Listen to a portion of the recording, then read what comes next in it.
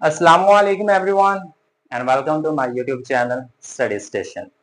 उम्मीद करता हूँ कि सब लोग खैर आफियत से होंगे। Dear viewers, as you know, we are discussing about direct and indirect। तो इसके अंदर जो हमने जनरल चेंजेस थी 6 वो हमने सारी की सारी डिस्कस कर ली हैं। आज से हम जो बाकी की चेंजेस हैं जो कि बेसिकली सेंटेंसेस के अंदर होती हैं, आज हम उनका आगाज करने जा रहे हैं। So the very first change that we are going to discuss today is change in assertive sentences। आपको पता है कि एक जुमला मुख्तलिफ किस्म का हो सकता है। वो सादा भी हो सकता है, मनफी भी हो सकता है, वो सवालिया भी हो सकता है, वो हुक्मिया भी हो सकता है। इसी तरह के और भी बहुत से जुमले की जो है ना वो टाइप्स होती हैं। तो बेसिकली हमने जो सेंटेंसेस की चेंजेस पढ़नी है वो बेसिकली 6 पढ़नी है। ये मैंने फर्स्ट वीडियो के अंदर इंट्रोडक्टरी लेक्चर के अंदर आपको ये चीज बता दी थी that we will discuss almost 6 changes in sentences. तो आज हम जो सेंटेंसेस के अंदर चेंज की जाएगी वो चेंज नंबर 1 पढ़ेंगे and the name of this change is change in assertive sentence. Change आपने तब्दीली करनी है इन में, किस में तब्दीली करनी है? Assertive sentences. असर्टिव सेंटेंस जुमले के अंदर आएंगे, उनके अंदर तब्दीली करनी। अब असर्टिव सेंटेंस क्या होता है इसको हम थोड़ी देर बाद डिस्कस करते हैं। पहले जो चीज एक पॉइंट है वो आपने ज़हन में रखना। जो सेंटेंसेस की चेंजेस होती है ना, ये इन्वर्टेड कॉमास के अंदर ही करनी। जो पहले की आप 6 चेंजेस पढ़ चुके हैं वो ओवरऑल होंगी पूरे पूरे जुमले के अंदर या रिपोर्टिंग स्पीच के अंदर भी और रिपोर्टेड स्पीच के अंदर सारी की सारी वो 6 चेंजेस होंगी। लेकिन जो अब आप चेंजेस पढ़ने जा रहे हैं सेंटेंसेस के अंदर चेंजेस, ये इन्वर्टेड कॉमास के अंदर का जो जुमला होगा सिर्फ उस हद तक ही आपने इसको तब्दील करना है। ये ओवरऑल चेंजेस नहीं होगी, ये सिर्फ एक जुमले की हद तक ही होंगी। सिंपल सी हैं, बहुत अच्छी हैं, आपको अच्छे तरीके से सारी चेंजेस समझ में आ जाएंगे। उम्मीद करता हूं कि आपको ये पॉइंट अच्छे से समझ में आ गया होगा। अब हम बात करते हैं जी अपनी पहली चेंज की, चेंज इन असर्टिव सेंटेंस। अब ये असर्टिव सेंटेंस होता क्या है, आप इसकी तब्दीली किस तरह से करते हैं, let's see. Assertive sentence, assertive sentence को अगर मैं उर्दू में बयान करूं तो मैं कह सकता हूं कि असर्टिव का मतलब होता है बयानिया या खबरिया। असर्टिव सेंटेंस बयानिया जुमला या खबरिया जुमला, ये है इसका डिक्शनरी मीनिंग। अब अगर मैं इसकी डेफिनेशन पे आऊं तो मैं कह सकता हूं कि ऐसा जुमला जिसके अंदर किसी किस्म की खबर दी जाती है। ऐसा जुमला जिसके अंदर किसी काम के करने की खबर दी जाती है, या ऐसा जुमला जिसमें किसी काम करने को बयान किया जाता है। सेम ही चीज है लेकिन वो नाम इसके मुख्तलिफ दिए हुए हैं। या तो खबर दी जा सकती है या किसी भी चीज को बयान किया जा सकता है। For example, he said to me I am going to Lahore. उसने मुझसे कहा कि मैं लाहौर जा रहा हूँ। मैं लाहौर जा रहा हूँ, ये आ गया आपके कॉमास के अंदर। अब आपने इसको देखना है कि ये क्या चीज है। मैं लाहौर जा रहा हूँ, अगर आप सेंटेंस के हिसाब से देखेंगे तो यू विल फील के इसके अंदर एक खबर दी जा रही है, एक न्यूज दी जा रही है। वो मुझे बता रहा है कि मैं लाहौर जा रहा हूँ, ये एक खबर दे दी गई है। अब दूसरी सेंस के अंदर अगर आप थोड़ा सा डीपली जाके देखेंगे तो you will come to know कि भाई इसमें एक बात को बयान भी किया गया है। I am going to Lahore, मैं लाहौर जा रहा हूँ। अब इसके अंदर खबर दी है और इसके अंदर एक चीज को बयान भी किया गया। तो इसी तरह के जो जुमले होते हैं जिनमें खबर दी जाए या किसी भी बात को बयान किया जाए वो होते हैं असर्टिव सेंटेंसेस।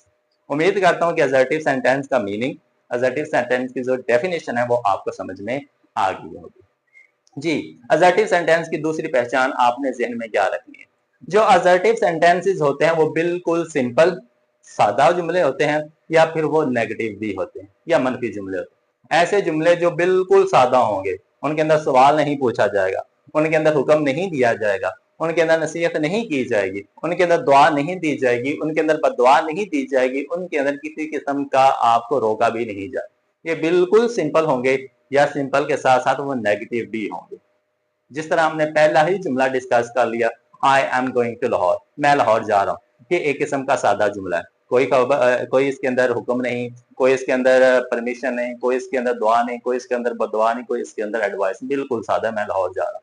अब इसी जुमले को अगर आप करते हो, I am not going to Lahore, मैं लाहौर नहीं जा रहा, तो ये बेसिकली नॉट आ गया। जिस जुमले के अंदर नॉट आ जाता है वो बन जाता है नेगेटिव, और जो नेगेटिव होता है वो भी असर्टिव सेंटेंस ही होता है।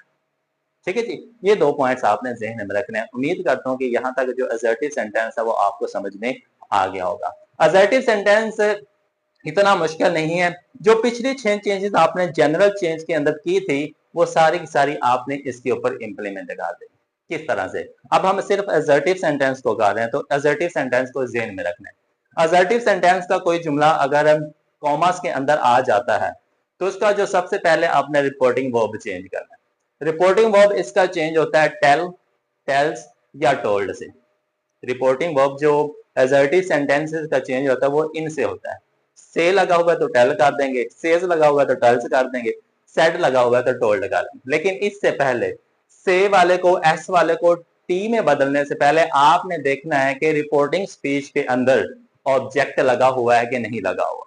अगर ऑब्जेक्ट नहीं लगा हुआ तब आप से, सेज और सेड को वैसे ही रहने दोगे, उनको आप नहीं बदलोगे। अगर ऑब्जेक्ट लगा हुआ है तब आप से को टेल, सेज को टेल्स और सेड को टोल्ड कर देंगे। ठीक है जी, क्योंकि दोनों का मतलब एक ही होता है। से और टेल का मतलब बताना होता है या कहना होता है। ठीक है जी, तो ये एक छोटा सा पॉइंट आपने ध्यान में रखना है कि जो रिपोर्टिंग वर्ब चेंज होगी वो टेल से होगी। रिपोर्टिंग वर्ब के बाद जो दूसरी चेंज आ जाती है वो आ जाती है चेंज ऑफ कॉमा की। तो असर्टिव सेंटेंस के जुमलों का जो कॉमा चेंज किया जाता है वो दैट के साथ किया जाता है। अब यहाँ पे आपकी दो चेंजेस होगी। तीसरी change, change of pronoun. Change of pronoun उन्हीं रूल्स, उन्हीं रेगुलेशंस के हिसाब से आप नहीं करनी है। फार्मूला जहन में रखिएगा, केस जहन में रखिएगा और उसके साथ साथ पर्सन जहन में रखिएगा। उन्हीं चीजों की बेस पे आपकी चेंज ऑफ प्रोनाउन भी सेम टू सेम ही होगी।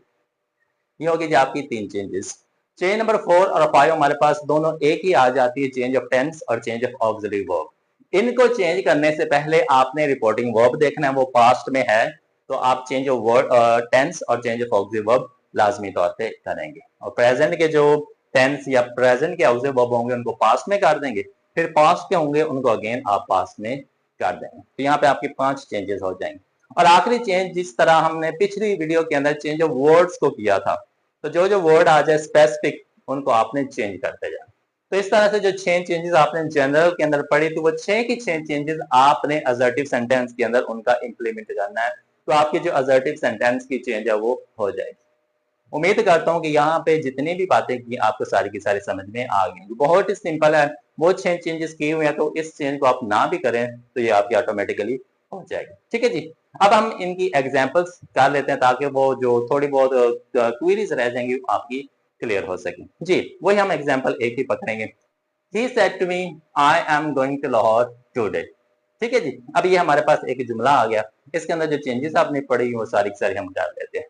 ही की जगह ही, सेट की जगह टोल्ड, मी की जगह मी, कॉमा की जगह that. He told me that. I की जगह ही आएगा क्योंकि ये फर्स्ट पर्सन है। एम की जगह वॉज आएगा क्योंकि ये चेंज ऑफ ऑक्सिलरी वर्ब है।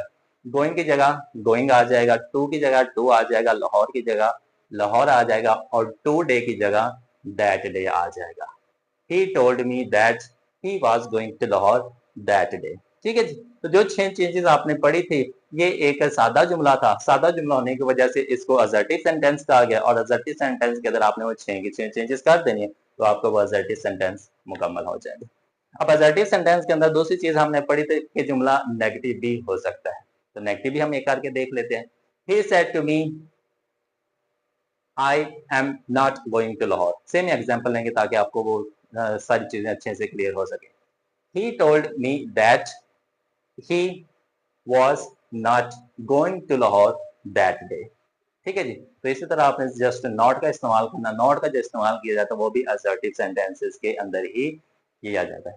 जी डियर स्टूडेंट्स, ये एक छोटी सी आपकी चेंज थी, चेंज ऑफ असर्टिव सेंटेंस। कुछ भी नया नहीं है, सिर्फ चीजों की आपने तरतीब देखनी है। और एक बात जहन में रखिएगा, डायरेक्ट और इनडायरेक्ट स्पीच को करते वक्त जब आपके पास एक डायरेक्ट स्पीच आ जाती है तो आप उनके नीचे हल्का हल्का सा अंडरलाइन कर लें।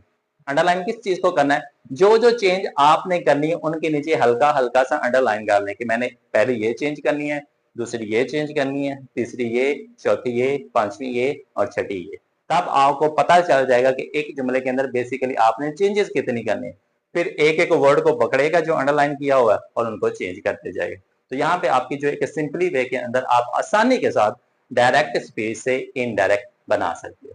तो ये चीज थी जी आपकी सेंटेंसेस के अंदर पहली change change in assertive sentence. I hope so आपको वीडियो अच्छे तरीके से समझ में आ गई होगी। फिर भी वो रवायती जो सवाल आपसे करते हैं कि अगर नहीं समझ आए तो कमेंट सेक्शन में लाजमी तौर पे बता दीजिएगा, या इसके अलावा कोई आपके जहन के अंदर पॉइंट हो तो वो भी हमसे लाजमी तौर पे शेयर कीजिएगा। इंशाल्लाह we will see you in our next change. तब तक के लिए अल्लाह हाफिज। Thank you so much.